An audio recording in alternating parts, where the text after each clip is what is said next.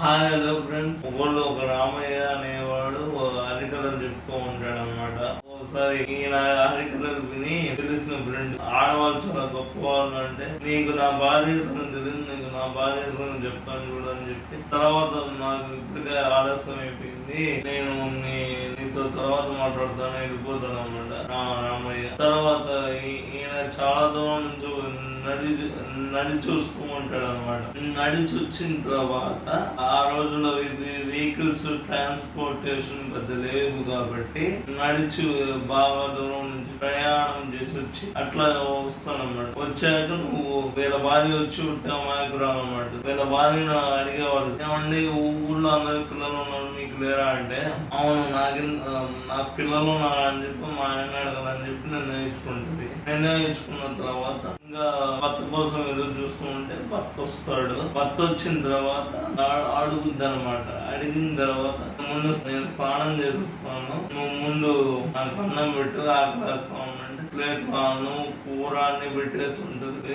నేను స్నానం చేసుకుని వచ్చేస్తాను. ఏమంటే మనకు పిల్లలు ఉన్నారు అంటే కూతురు అంటాడు. ఆల్రెడీ పేరు కూడా రామయ్య. తర్వాత కూతురు ఉంది, రామయ్య అనే వార్త ఇచ్చాము అంటారు. పక్క రోజు పప్పు రుబ్బుకుంటా అంటే ఎవరో బయట వస్తారన్నమాట. ఎవరండి అంటే, ఎవరో 2 సార్లు విషయం చెప్తాడు, వినపడదు ఈయనకి. 3వసారి రామయ్య అంటాడు. రామయ్య అంటే అల్లుడు వచ్చాడని చెప్పి గబా తలుపు తీసి లోపలికి రామా అని చెప్పి కూర్చోబెట్టుద్ది. వాడికి ఏం అర్థం కాదు, ఆ మనిషికి ఏం అర్థం కాదనమాట. అర్థం కాకుండా ప్లస్ అయోమయంలో ఉంటాడు, ప్లస్ ఆ ఎండ కాస్తూ ఉంటుంది, ఇంకా లోపలికి రమ్మంటుంది కదా, ఈ ఎండలో ఎక్కడికి పోతాను అని చెప్పి అసలు కూర్చున్న తర్వాత మంచినీళ్ళు తెచ్చిస్తుంది. మంచినీళ్ళు తెచ్చిచ్చిన తర్వాత కూతురు ఎలా ఉంది అల్లుడు గారు అడుగుద్ది. అడిగిన తర్వాత వీడికి కలర్థం అయిపోద్ది. ఏమో నన్ను వాళ్ళ అల్లుడు అనుకుంటున్నా అంటే, ఈయన బాగా డబ్బు సంపాదించి పెట్టుంటాడు. తర్వాత ఏమవుతుందంటే వీడికి కలందార్థం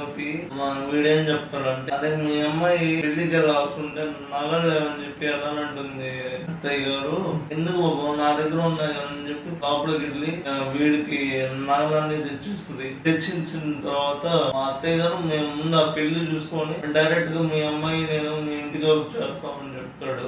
ఇప్పుడు అది ఫ్రెండ్, వీడు అబద్ధం అని నగలు తీసుకెళ్తుంటే వాళ్ళ ఆయన ఎదురు వస్తాడా, లేకపోతే వాళ్ళ ఆయన పట్టుకొని నిజం చెప్పగలడా, ఏం చేస్తాడు వాళ్ళ ఆయన, వీడేం చేస్తాడా నేర్చుకోవాలి ఫ్రెండ్స్. అది ఫ్రెండ్స్.